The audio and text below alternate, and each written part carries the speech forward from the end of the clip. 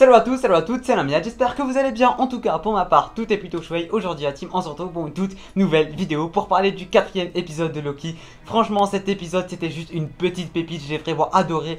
Surtout en termes de suspense, en termes de retournement de situation, en termes d'intrigue et tout, c'était juste magnifique. Vraiment, l'épisode, je m'attendais pas à ce que ça soit aussi beau. Il y avait tout le monde qui disait, ouais, l'épisode 4 c'est le meilleur et tout. Personnellement, je l'ai adoré, mais j'ai trouvé le 3 bien meilleur. Mais le 4, en fait, il est meilleur du côté de l'intrigue, du côté du scénario.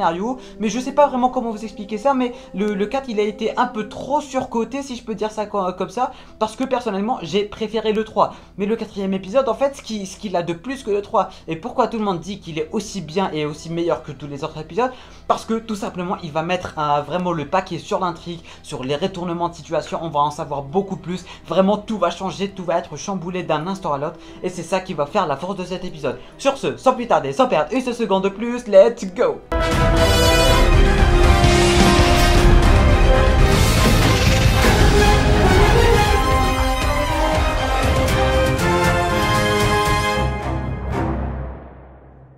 Alors que dire à propos de cet épisode de Loki ou de Loki en général? Première des choses à dire, parce que voilà, ça fait déjà 2 semaines que j'ai pas fait de vidéo sur Loki. Sylvie, je l'adore. Sylvie, c'est mon personnage préféré, avec Loki bien sûr. Sylvie et Mobius, je les adore. Vraiment, très clairement, c'est des pépites, ces personnages. Et du coup, Sylvie, c'est le plus grand point fort de cette série. Je m'attendais pas à ce que je la kiffe à ce point, à ce que le personnage soit attachant à ce point. Mais on comprend maintenant son histoire, on comprend pourquoi elle fait telle et telle chose, on comprend pourquoi les Loki font telle et telle chose. Et c'est ça que j'ai kiffé avec cette série. Elle n'est pas vraiment centrée uniquement sur Loki, mais sur le TVA, sur la vie, sur pourquoi et comment les gardiens du temps, les faux gardiens du temps, parce qu'on va y revenir, ont pris la vie des gens et le libre arbitre des personnes en quelque sorte. Et c'est ça que j'ai kiffé. Franchement, cette série, je pense que c'est très clairement la meilleure de tout le MCU confondu pour l'instant, parce que jusque là vraiment elle traite d'autres sujets que le super-héros et tout. Là elle traite le libre arbitre, la liberté, les personnages, l'histoire, vraiment elle traite beaucoup de choses et j'ai vraiment adoré. J'adore vraiment tout ce qu'elle est en train de faire, tout ce qu'elle est en train de mettre en place, surtout avec Sylvie qui maintenant va se mettre en tâche de à peu près sauver toutes les personnes que le TVA a pris. Et du coup maintenant ça nous laisse encore avec pas mal de questions. Qui est le TVA? Qui est en tête du TVA plutôt? Est-ce que les gardiens du temps existent vraiment ou pas? Franchement, l'épisode en lui-même il était vraiment excellent. Il y avait vraiment beaucoup de rebondissements, si je peux appeler ça comme ça. La mort de Mobius, elle m'a vraiment, je me sentais mal, elle m'a mis des frissons, je vais pas vous mentir, je m'attendais pas à ce que ça m'impacte à ce point. Mais la mort de Mobius, c'était... Le mec, en fait, il commençait à imaginer sa vie, comment il était. Il parlait de sœur parce que au début, au tout premier épisode, il avait parlé de la même chose et tout. Et après, du jour au lendemain, c'est elle qui l'a tué et tout. Je m'attendais pas à ça. Même Loki, il a levé les larmes aux yeux. Et personnellement, ça m'a laissé des frissons. Et vraiment, je m'attendais pas à ça. Et je m'attendais pas à ce que ça m'impacte à ce point. Du côté aussi de l'agent C15, si je dis pas de bêtises, elle aussi, elle a commencé à se remémorer sa vie et tout.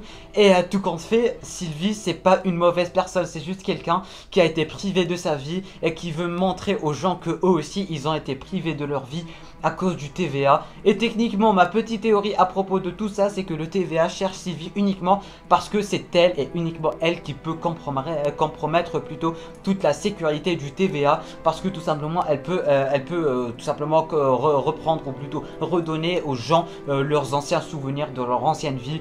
Et du coup pour l'instant ça nous laisse vraiment avec beaucoup de questions. Qui est le TVA? Qui a créé le TVA? D'où ça vient? On n'a toujours pas de réponse en ce qui concerne le diable en quelque sorte qu'on avait vu durant dans la vitre du premier épisode, pardon.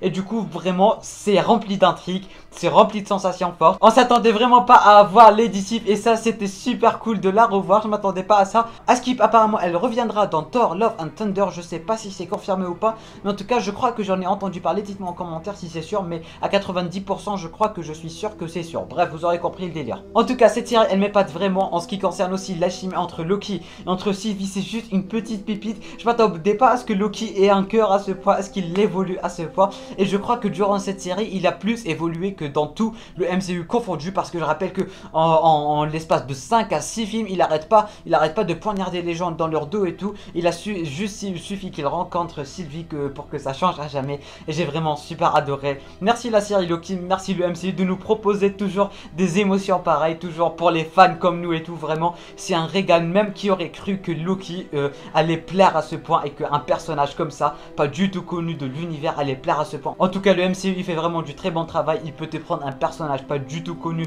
que tout le monde déteste et le rendre aussi sympa, aussi cool et aussi attachant, si je peux dire ça comme ça. En tout cas comme je disais, ça nous laisse vraiment avec beaucoup de questions. J'espère avoir des réponses à ces questions le plus tôt possible parce que je pourrais pas attendre le dernier épisode quand même.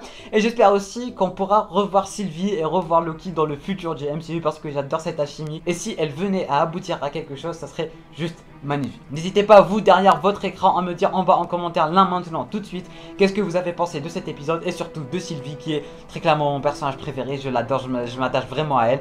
N'hésitez pas aussi à me dire ce que vous pensez de la série Loki en général, de partager cette vidéo un maximum et moi je vous dis à très bientôt pour toute nouvelle vidéo. C'était Namiat, portez-vous bien.